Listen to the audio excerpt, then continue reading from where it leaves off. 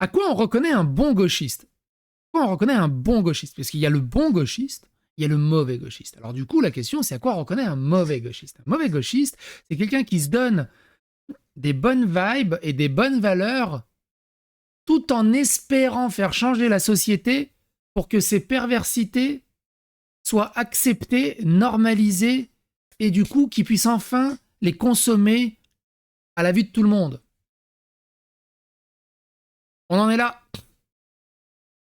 On nous explique que la drogue, elle devrait être dépénalisée, car en plus, les dealers de drogue, mine de rien, ça leur fait quand même un petit apprentissage professionnel. Et que pour avoir un progrès dans la santé publique, il faut légaliser les drogues. L'ecstasy, tout. Il n'y a aucun souci.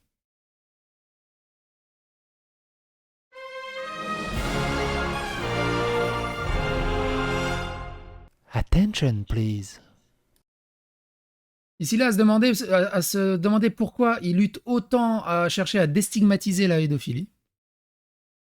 Psychodélique sur Twitter qui dit dealer à 14 ans équivaut à faire un apprentissage professionnel. Les narcotrafiquants sont victimes de racisme et diversifier l'offre en drogue serait un progrès pour la santé publique. Écoutez ça. Je rappelle juste que c'est les macronistes qui veulent faire travailler les enfants de 14 ans, et par contre le travail des enfants, quand c'est vendre de la drogue, c'est pas bien. Par contre, quand c'est envoyer en apprentissage un enfant de 13-14 ans, il n'y a pas de souci. Alors déjà là-dessus, hein.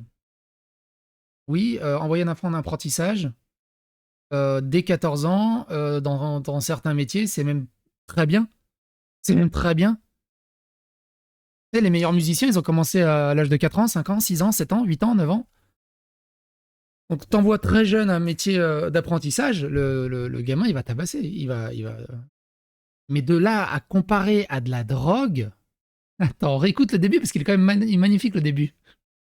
Je rappelle juste que c'est les macronistes qui veulent faire travailler les enfants de 14 ans, et par contre le travail des enfants, quand c'est vendre de la drogue, c'est pas bien. Par contre, quand c'est envoyer en apprentissage un enfant de 13-14 ans, il n'y a pas de souci.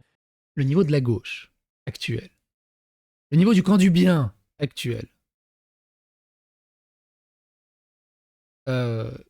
Juste avant la suite, hein, je vous rappelle. Hein, juste récemment, hein, Poitiers, 5 blessés dans une fusillade, des centaines de personnes impliquées, un adolescent de 15 ans touché à la tête.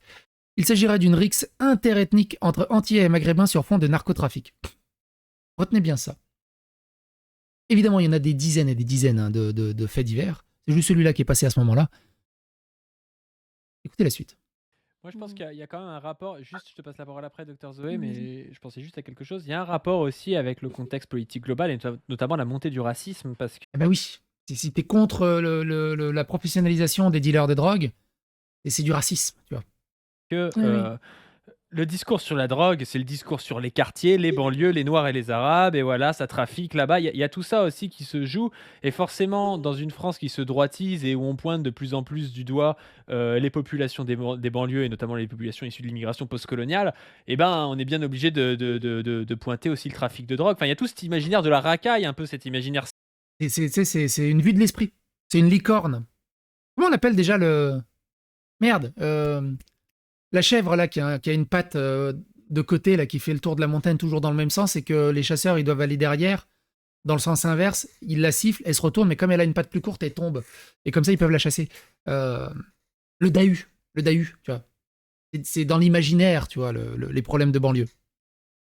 C'est Disneyland les banlieues. Sarkozyste, je pense qu'il joue là-dedans, et pourtant on ne dit pas dès que vous buvez une coupe de champagne vous avez du sang sur les mains, enfin voilà. Attends, et par écoutez contre, ce les passage. des banlieues et notamment les populations issues de l'immigration postcoloniale, eh ben on est bien obligé de pointer aussi le trafic de drogue. Enfin, il y a tout cet imaginaire de la racaille, un peu cet imaginaire sarkozyste.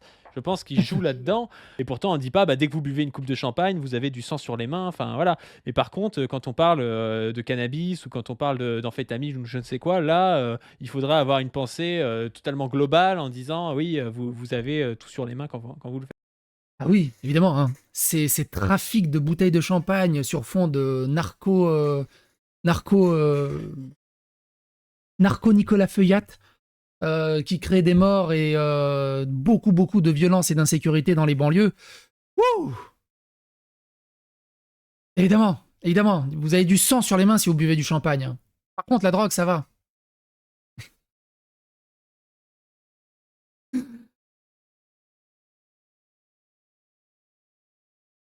En fait, c'est comme quand on a vu la vidéo précédente. En fait, dans le wokisme, on englobe tout ça dans le wokisme, ils ont tellement plus rien comme argument qu'ils vont inventer et chercher des arguments que seulement eux arrivent à s'auto-valider parce qu'en face, ils sont dans une espèce de toxicité positive en disant oh, t'as trop raison.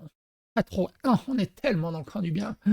Et en fait, il y a personne qui. C'est juste des enfants rois. C'est des enfants rois à qui on n'a jamais dit non et qui pensent qu'ils sont tellement intelligents. C'est un truc de ouf. C'est ouf. Ouais, c'est le Breaking Bad version Nicolas Feuillat. Ouais. En fait, quoi. Donc je pense qu'il y a vraiment cet imaginaire aussi raciste et droitier qui se joue là-dedans, quoi. Non, je voulais juste dire que cette manière-là de stigmatiser ou de viser des groupes racisés, c'est quelque chose qui est historiquement. Ah, c'est pareil, hein. On stigmatise pas, on ne vise pas des groupes racisés. C'est juste que 90%, 95% de ce bordel est fait par des groupes racisés.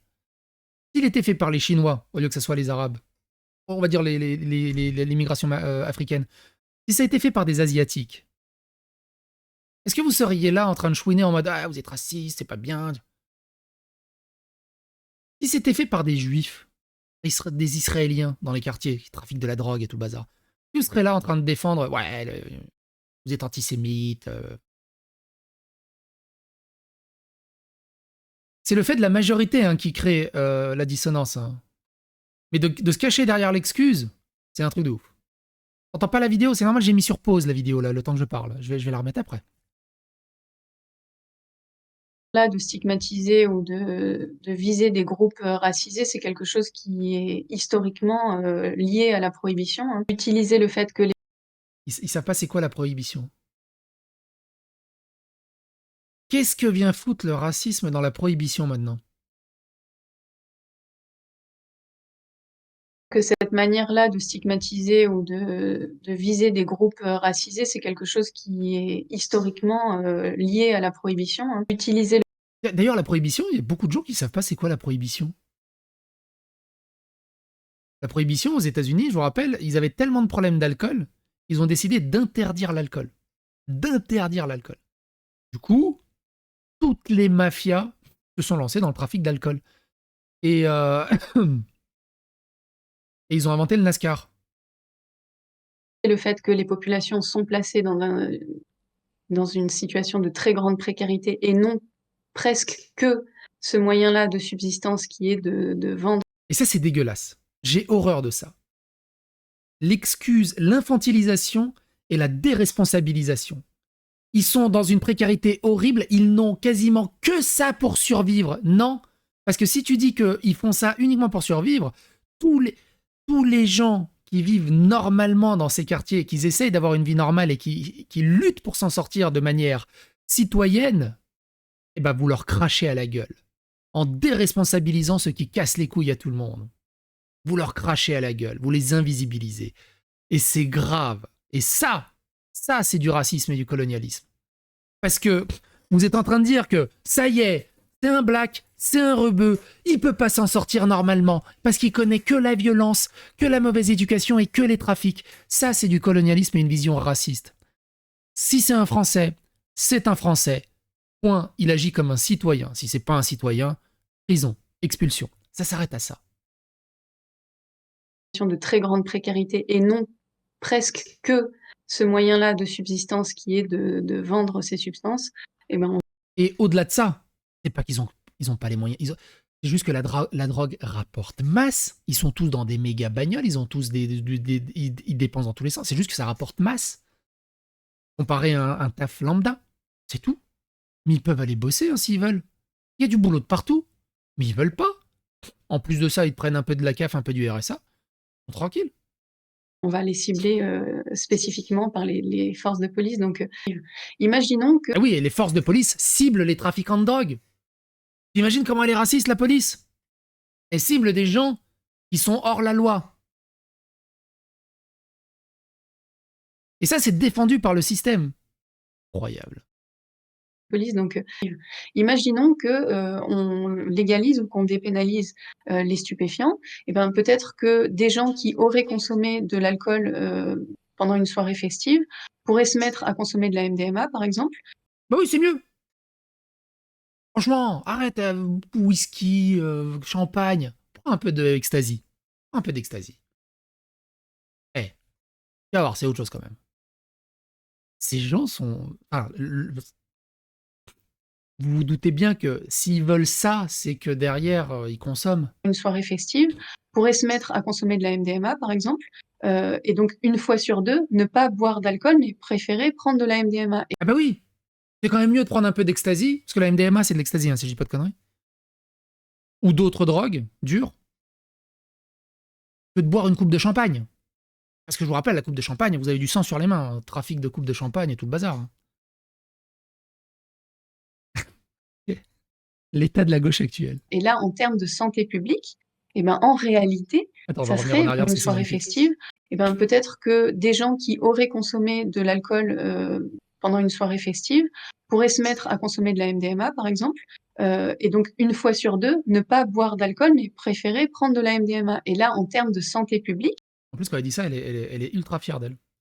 eh ben, en réalité, ça serait bien plus bénéfique. Donc, il faut aussi penser à ça, à l'offre, en fait, à la diversité de l'offre de psychotropes qui pourrait être plus accessible aux gens, qui leur permettrait peut-être un jour de prendre des psychédéliques, un autre jour.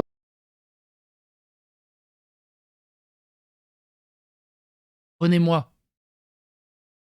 Je suis la meilleure offre de psychotropes à l'heure actuelle sur les réseaux. Et c'est un docteur qui le dit.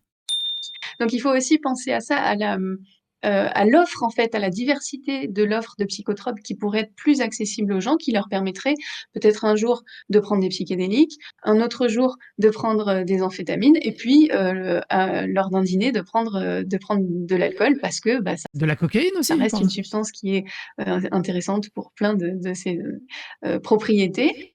Ouais, puis de l'alcool, puis de l'héroïne, si tu veux, de la cocaïne. Alors moi, ce que j'ai jamais compris, pourquoi ces gens luttent contre psychodéliques et en même temps, ils veulent que je sois dépénalisé. Quelqu'un comprend? Moi, je comprends pas.